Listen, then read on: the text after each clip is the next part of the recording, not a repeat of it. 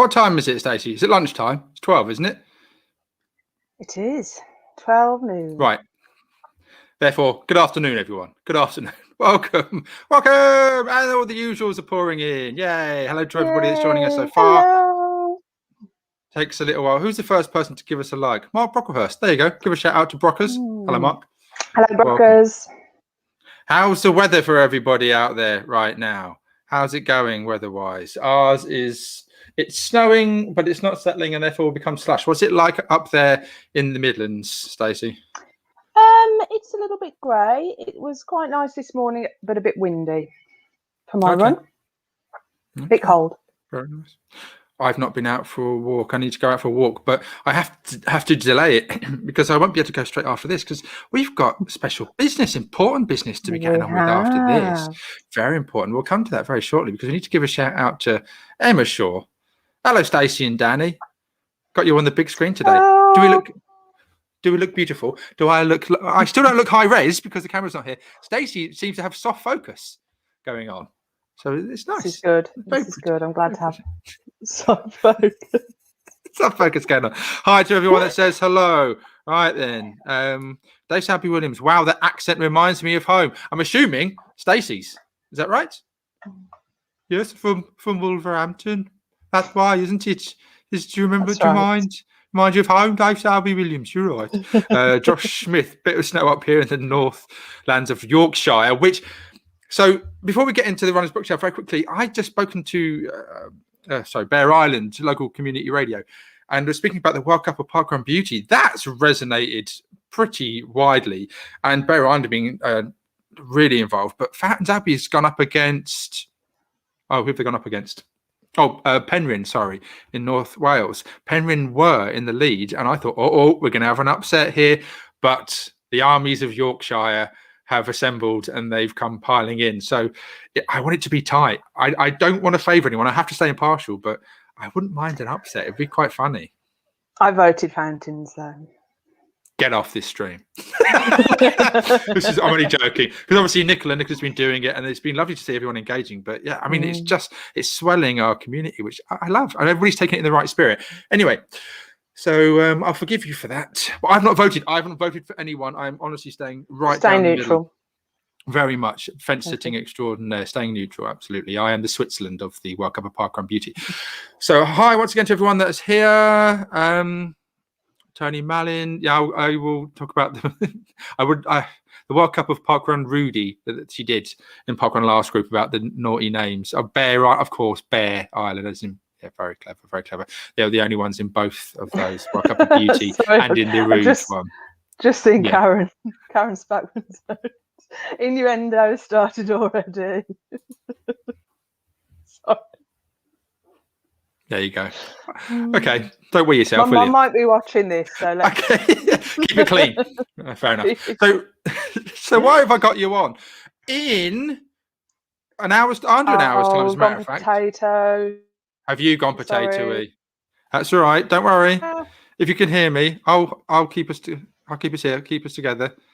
I knew this might happen. So, Stacey, the reason why Stacey's on with me, if her potato internet settles down, is in just under an hour's time, we go live from her Runners Bookshelf Facebook group. And we're going to be talking about the Runners Running in the Mid-Pack, group, which has been co-authored by Angie Andrews and Martin Yelling. Martin Yelling, many people may be familiar with from Marathon Talk and London Marathon things. Angie Andrews, obviously a Marathon Talk now, does social media for them and other things. But you've read it, and so you asked me to come and host it while we discuss. Now, the Runners Bookshelf group, if I bring it up, so bring it up onto the screen so we have a little peek. Yeah, and then you can tell us a little bit about it, or the concept behind it, and why you did it. Yeah, so I've always read a lot, and whenever I kind of get into something, I kind of, always just read about that subject. And when I started running, just really got into reading about running books. And, for me, whenever I read a book, I just want to talk to people about it. And there just didn't seem to be anywhere that I could go and have a kind of chat to other people who also read running books about them.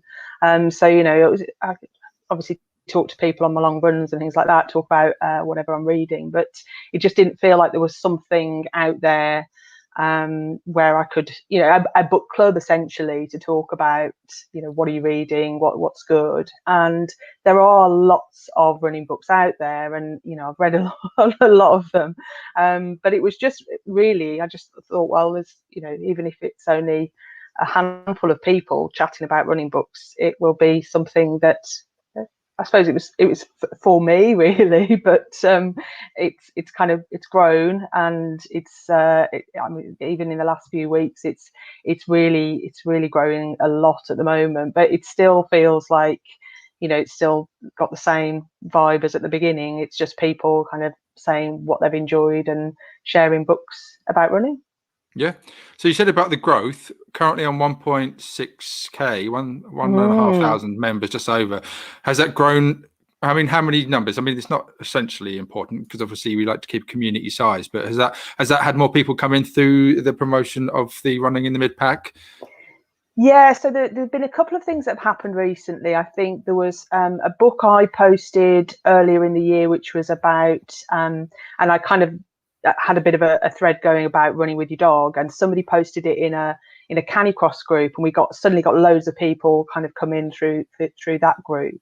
And then I think somebody else shared it in an ultra running group, and we had a real kind of, I tend to see it like that, where you suddenly get lots of people saying they've seen a post on the thread in a different group. And then just in the last week or two, really, with the running in the mid pack, in terms of sharing it on Twitter and in other groups, and people hearing about the live. So it's you can always see there's like a bit of a people kind of come in through different groups, and a lot of people join and they say, I didn't know this was here, and that you can almost sort of the same thing that I felt all that time ago, that they just want to talk about running books, really. Fair enough. And of course you are a bookworm. As well known, you are a bookworm. So I feel a bit of a fraud because I haven't read. Oh, how about I say I haven't read books? That's not true. I don't read to the degree that you guys do. So of course, I quite like being naive when we are going to be speaking later on in the group, because I want to be. It'd be nice to be on the other side, to be told about something that I don't have a large amount of knowledge over. Meaning, of course, you'll have read the book and the insights into it. And I don't think I've really read very many running books. Dean Karnazes, I know I've read one of his books. So it'll be nice to ask questions about it and be looking at the community from the outside in. People's love for your group, Anna McManus, love the Runner's Bookshelf. Lil Morris, I love it. A random question from Emma. I thought Emma might be a bit vocal today. Does Emma never actually ask you questions in real life? Who designed the logo for the page, Stacey? So it's some of you might know Sarah Dudgeon, Art of Your Success. She does a lot of work with Marathon Talk, and is just one of the loveliest people you could ever wish to meet. And she designed the logo, and kind of it was very much a kind of collaboration in terms of, I wanted something. I don't know if you can see the sort of theme behind it was that almost like a vintage book spines lined up and on an actual bookshelf, and so she designed that from that concept that I had of what I wanted it to look like. Yeah, it's smart, it's clever. I like it a lot, absolutely. Stephen Ferguson, my favourite is North by Scott Jurek, because it's about a former champion who is past his prime and coming to terms with his physical decline. Have you read that one? No, I think he wrote that with his wife, I think. Pretty sure, or she's contributed a chapter. It's on the list. See, the problem is, and me and Emma talk about this a lot as well.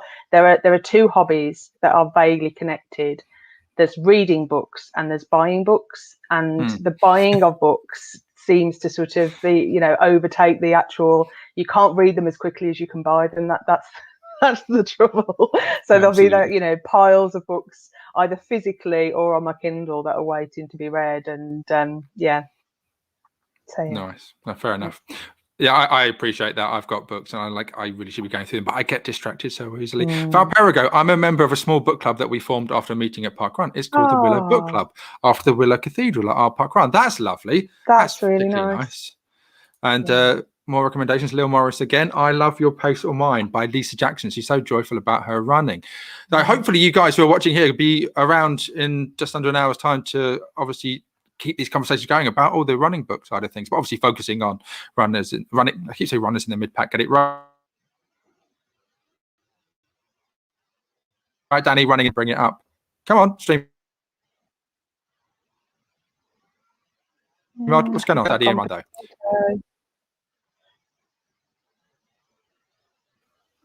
Okay. Have I gone potato? Stacey, I can still hear you, but can you hear me? I can hear Are you there? You can come back again. It's nearly as bad as the premiering. Nearly as bad. Whilst I go through the comments, just do me a quick favor. Can you access a tab? Go to fast.com and just hit that and tell us what the internet speed you're getting. So everyone's saying hello. Some people are late to the party. Hello, guys, if you're late in. Karen Harrell, I have to admit, I can't think of any books I've read about running, although occasionally characters do go running. Okay. Other comments? Emma Shaw having a conversation by proxy for other comments. Good afternoon. Hello to everyone that says good afternoon. If you are coming in, hi to you. Try not to say good afternoon. Please say, so I can't keep on tab of all the comments. Everyone's just saying hi randomly. So I'm trying to go through them all and keep this flowing. And if you make an amendment to your Gemma Marie Bennett, look at this. Half marathon book. Sorry. Don't know what that means. No context. Oh, Danny's slightly potatoey. Yeah, right, okay. I think we both went a bit potatoey then. Right. Okay. Time. Fair enough. Okay. This is irrelevant to the conversation. Thanks to here. I'm reading his Dark Materials. Nothing to do with running. Sorry. Thanks. Thanks for that. So I must appreciate that comment. So Stephen Ferguson, I have more unread books in my collection than it is possible to read than in my remaining years. Oh, and Claymore Archick says, just started reading Running in the Mid-Pack that's just been published. Yeah. So runners book shows. Let's have a look at some of the discussion. Am I allowed to look at some of the discussion? I mean, it's all very. Oh, hang on a minute. I've just. Okay. So I'm going to have a look at it, but there's nothing untoward in there. I say that, and then of course the first thing we see is a tight pair of bum cheeks. What's all this? The Panther Perspective by Anna Princess McAnuff. A cracking read about Anna's 6-month run from the bottom of New Zealand, South Island, 3,000 kilometres to the north. It is a good one. Although at the moment I don't want to read about New Zealand because I think I just want to be there. Yeah, I'm always hearing things. So Parkwood Adventures I keep on top of, and I listen to make sure that I know what's going on down under, as it were. And then, what do you feel? I mean, I think that's quite indicative. You saying you don't want to know what's going on because of that pang of jealousy and everything. And I've been reluctant to keep referring back to New Zealand and Australia because, of course, the Parkwood Adventures service that particular community really well. Then, if we were to then keep on getting, we had Hannah Oldroyd do it for a while. We were getting profiles sent over in interviews and so forth. Do you revel in it, or is it a 50-50 where you like it or you're jealous, or is it full out jealousy? What do you think is a general consensus? Do people want to hear, or does it kind of drive it home that we can't do it and have to wait? I do want to hear. It kind of gives me a bit of hope that we'll come out of this and we'll be back again. So yeah, I do want to hear it, but I think it's sort of I have to be in the right mood. I have to be in the right frame. It's a little bit like when you're injured and you can't run, you don't want to kind of come totally out of the world of running. You kind of want to keep that connection a little bit, but some days it's just a little bit too much and you feel like, no, I can't do that. There are days when you want to go to parkrun and volunteer and see everybody, and there are other days when you think I just can't do this today. So. Yeah, fair enough. No, I absolutely appreciate that. So we've got Stephen Allen recommending a book in here. Who has had the pleasure of this one? I enjoyed this one quite a lot. Now, this is Paul Tonkinson, 26.2 Miles to Happiness. Yes, of course he does. What's the podcast name? Running Commentary. Running Commentary. So that's it. And of course they run while having a microphone on their face, and they puff and pant during it as well. Do you soon get used to that? Do you listen to it, I assume? Yeah. I haven't listened to it as much. So like a lot of podcasts, I'm listening less because I haven't got a commute and so on. But yeah, I did listen to it quite a lot, and I absolutely loved that book. It's really, really sort of as you would expect, because he's talented guy. It's very, very good. I've actually seen his stand up live as well. He's very good, very fun. I follow him on Twitter as well. He has some interesting opinions as well. He has a few political leanings that I would have thought It's wouldn't quite be surprising. the case.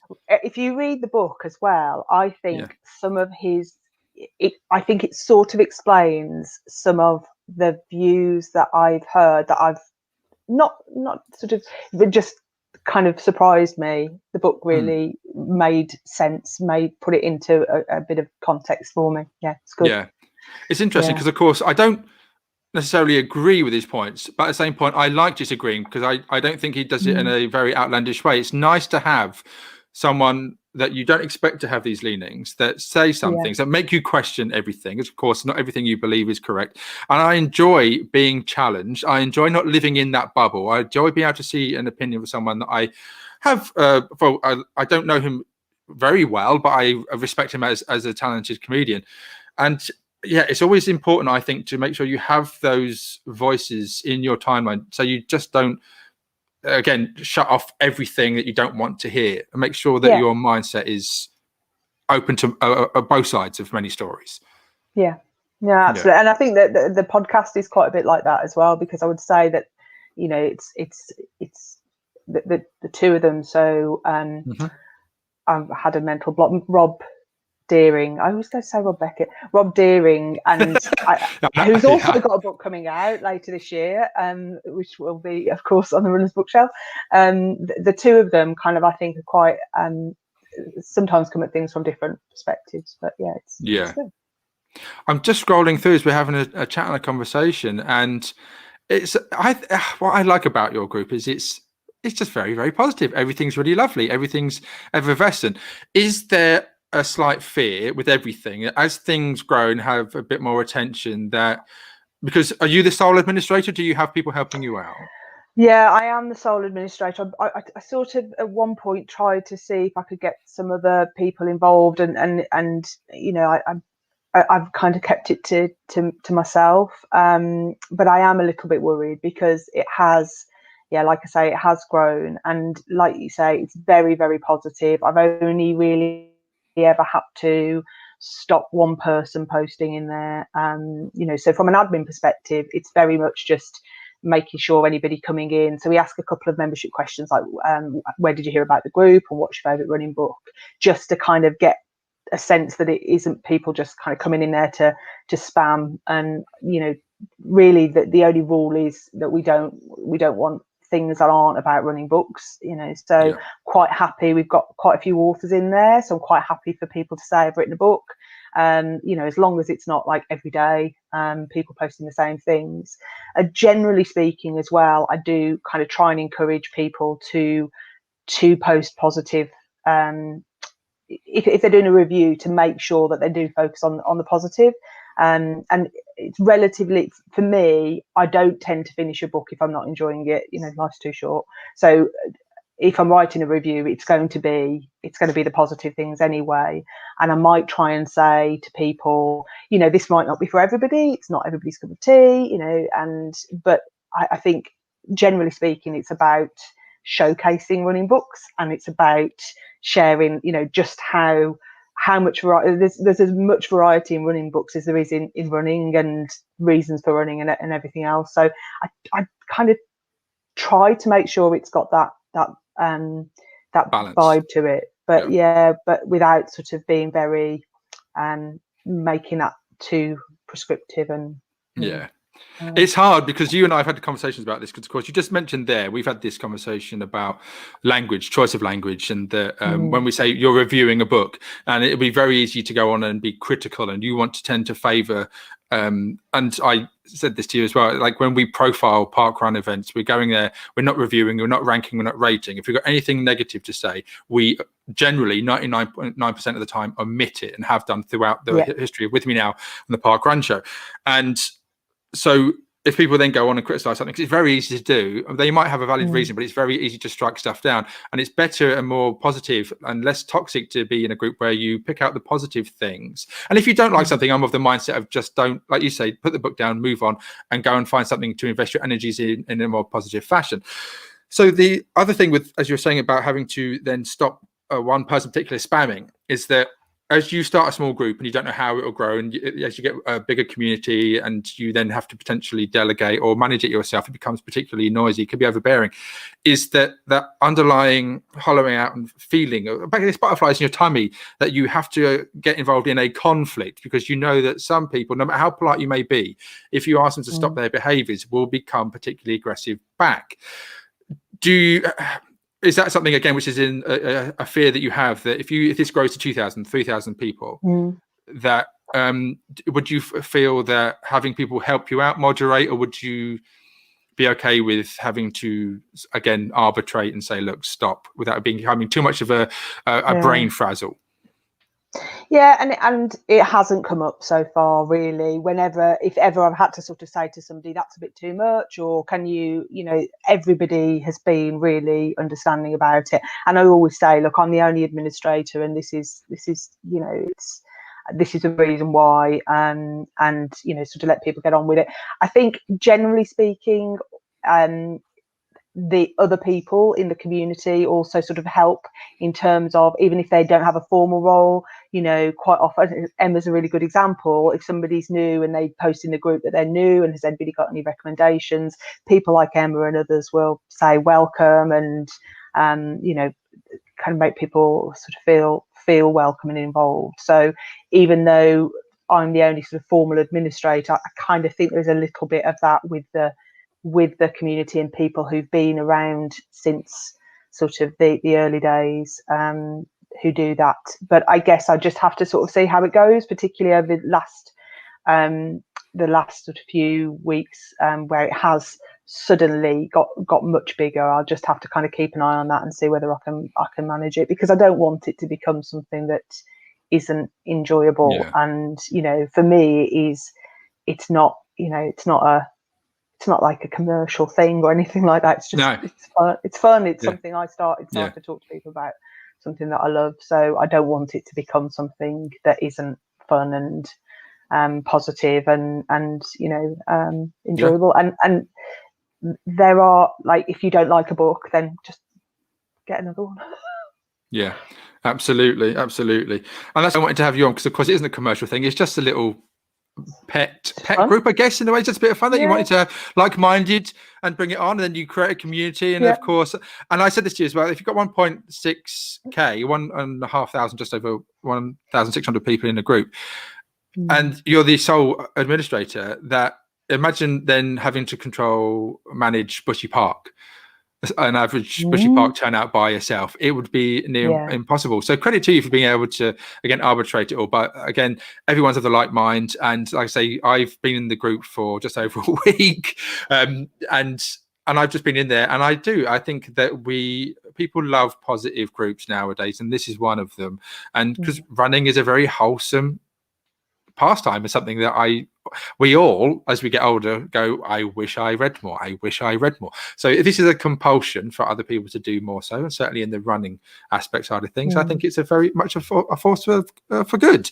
And there's a lot of comments going on about this. People, I think most of it is conversation. Don't know if you can see the comments, but there's no way I can keep on tabs with them, but people are having massive conversations. There's a lot of running book recommendations, which is good to hear. I think as well, there is something about reading generally. A lot of people are finding that they've got more time to read in lockdown, and trying to, again, find the positives. That for me is, and I've found that there's more time to read, less time for podcasts. That's the downside. More time to read. Yeah, absolutely, fully. I mean, the statistics don't lie about that. I mean, that is across the board. Certainly why I switched to do something which is very much video based and alternative and diversified, because the podcast, again, people aren't commuting. Everyone's saying we're not commuting. I've not touched anything to do with parkrun for a while. Where is that comment? There it is. This one. I think people, not that one. StreamYard, would you please keep the comments still? There we go. Michael Green, you've done a good job bringing in authors for chats, product giveaways, etc. There you go. So a lot of praise for you. My goodness. Right. Question for you. And they're putting you on the spot. Favorite running book ever? So I always used to say what I talk about when I talk about running. It was one of the first books I read. I think a couple of people have recommended it in here as well. but I'm always kind of, it's really difficult because there are so many. And Once a Runner, which is a fiction book, but it's just amazing, really, really well written. And there's a lot of books that are obviously non-fiction, and yeah, so I think it's always quite nice and surprising when there's a good fiction book. What else? I think it's really difficult for me to say. It's a bit like it's difficult for you to say favourite park run. It's really difficult for me to say a favourite running. True, very true. But this opportunity, I would say, funnily enough, I think the latest book, Runners in the Mid-Pack, is probably my favourite one of the last few days. There you go, a little bit of marketing. I was going to say that I normally say the last one I've read, and there you go. That is Running in the Mid-Pack. But I said this in my review on the bookshelf. The thing that I really particularly like, and hope it kind of came across in my review, is that it very much is. Hello, Dolly. It very much is kind of, I think, a bit of a niche that hasn't been hit before. So there are a lot of books that are sort of aimed at that, performance side of things, really your training. And there are a lot of books about the kind of community and, back of the pack and all of that sort of thing. But what I loved about Running the Mid-Pack is that it is, truly feels like it's for people like us, and that whole, all of the things that we like about running. And I always see, so the running club that I'm in, Bourneville Harriers, we've got 4 values: performance, participation, encouragement, enjoyment. And I love the fact those 4 values, to me, they absolutely sum up what running is about. And it kind of felt like that with Running in the Mid-Pack. It feels like it's got all of those things. Like sometimes it is really about pushing your times, and sometimes it's about being around everybody. And it if you can keep those 4 things in balance, I think then that's kind of been a happy runner. Super, absolutely. I mean, it's very clever to say the last book you read, because PSH did that. Pushkar Feroza, he said that his favourite park run was the last one he was at. I mean, it's a good get out clause. It's a perfect fence sitting thing, because it keeps the people very happy, because they'll always ask you. They'll ask people like, "How was that? What did you think of it?" And you're like, "Fantastic, amazing." Though, as well, I think, and I think it really does happen with books. I'm sure other people, maybe other people feel the same. I always feel like there's something when you're reading a book,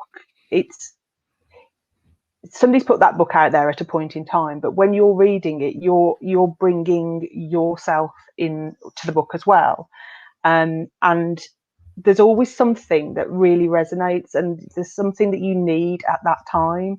And it's so weird how often it happens that I'll be reading a book and I'll think, why did I pick this book at this time? Why has this book come now for me? And it'll be the thing that you need. And I don't know whether it's just coincidence, but it happens to me so much that I'll be reading a book and it will either something that I've been thinking about, something that's been on my mind, or something I've been talking to other people about. But there'll be a point where I'm reading the book and I don't know, there's just something quite sort of, to me, special about books because of that, because there's something, as the reader, you bring something of yourself to it as well. Yeah, absolutely. That's a bit deep for a Sunday lunch. Yeah, I can tell you certainly thought about it very much, which is good. Yeah. You have to relate to things when you do consume media. If you can empathize, if it resonates with you in particular. And I think, and I have seen comments about that many of the books, they're about elite athletes and their great performances that people are in awe, and sometimes about people at the back who've then gone on to do great things, defying they've had to fight against adversity, but having the generalized, I guess, if in a bell curve, the majority of people just sitting there going, look, we do these things, just we're not super elite, we haven't had to battle adversity, we do this week in, week out, we feel part of a community, and we're not necessarily catered for, covered for, or spoken about. Then this book, I get the impression, having not read it, that covers that base. And that's the thing that I think that people are always trying to go for lots of likes or attention, everything else, by focusing on things that are on top of the zeitgeist, and again go for people that excel, or people that again have once again battled for adversity. But most people relate to again the average, the norm, and very rarely does it actually get spoken about and catered for, because it doesn't have that sort of that sales factor to the big channels that go the wow. But small communities and pockets of communities just want to feel, look, I'm just a general runner and I want to be spoken about, and I can find other people like myself. And then having a book symbolize that, I think this is what this does. Would that be fair to say, from my general feeling? Yeah. And not just, even during your runner, am I potatoey? You're okay again. Can you hear me? Yeah, I can hear you. So even during your time as a runner, you'll also go through different, so in that kind of mid-pack, and you know this, Danny, because you've kind of experienced that, haven't you, where there is, even within the mid-pack, there's a faster bit, and there's a, and what's important to you in your running sort of changes throughout time as well. So it's not always, so even the people who are very focused on their training, their running, sometimes they will take their foot off the gas a little bit and enjoy the other things about running. And maybe if it's coming back from injury or whatever else it might be. And I think there is that the thing that, for me is so good about running is it's what you, again, a bit like a book, you kind of take what you need from it, and but there's space for everybody. Okay, yeah, I mean, you're right. I have had that where I was performing, trying my hardest, performing week in, week out for a decade plus, and then of course my physicality has not afforded me that, and things have happened, life has got in the way, and of course I've been put further back in terms of times, and I've gone into the mid-pack and I've enjoyed my time there, and I appreciate both. It's having that empathy and experience there. And I think sometimes there is sometimes attitudes are forgotten from all aspects, or all end of the spectrum. So it's nice for me personally. I like the fact that I've been forced to go into the mid-pack and been tail walking on occasion to get that insight and empathy, and because it's just nice to realize that everyone is equal in their own different way in terms of performance. Valparago, Stacey, would you recommend a running book for the Willow Book Club? None of us are fast, and none of us are particularly serious runners. Thanks in advance. So I would say, if you're looking for non-fiction, I would definitely go for Running in the Mid-Pack. I think there's something for everybody in there, and you would like it a lot. A recent book that I read, which is a fiction, is and there's been quite a lot of talk about this one, the Saturday Morning Park Run, capital P, capital R. Caps and caps. But learn when to pick your battles, everybody. It's like, just let things go. But amongst ourselves in the community who have that as a tongue-in-cheek joke, a reference, a point of context, or in terms of lexicon, that understanding, that tribalism thing, fine. If someone's at the outside, just don't expect them to know that. Let it go and just move on. But you can have fun with it, but don't be too serious with people who won't know. Anyway, so yes, that one. And it's a nice, like little sort of happy read, and it's got a bit of the sort of parkrun spirit about it, and you just have to kind of not get too hung up on all the details. But it was nice. Jules Wake, I think, was the author, and not for everyone, but a nice one for just a bit of a light, easy read. For fiction. I think again, most people. That's just things that are fresh in my mind because I've read them recently. So there's probably lots of other ones. So no, absolutely. It's like going to different park runs all the time, and then going, as you do more and more and more, it's a little harder to remember which ones have you done. You wouldn't be able to list them. Of course, the ones of recent memory in time. Absolutely the case. So there's people talking about Deborah Bourne's book as well about park run. Yes, everyone's having massive conversations in this. I recognise that we need to be getting ready to go online in your Facebook group very shortly. So I thank you to everyone that's joined us. Please I'm going to hawk for likes and everything and thumbs up and things in the comments, because I like that. Just I'm a shill for likes and love hearts and things. But everyone has been conversing. It's certainly stimulated a conversation in the comment section. There's no possibility that I keep on top of this. This is why we need you into the live feed, for you to be able to sort of keep on top of the comments that are coming in. People dreaming of being in the mid-pack, people celebrating the mid-pack side of things again. And yeah, as always, go through the comments if you'd like to have book recommendations. There are some giant comments in here that I'm having to speed read over.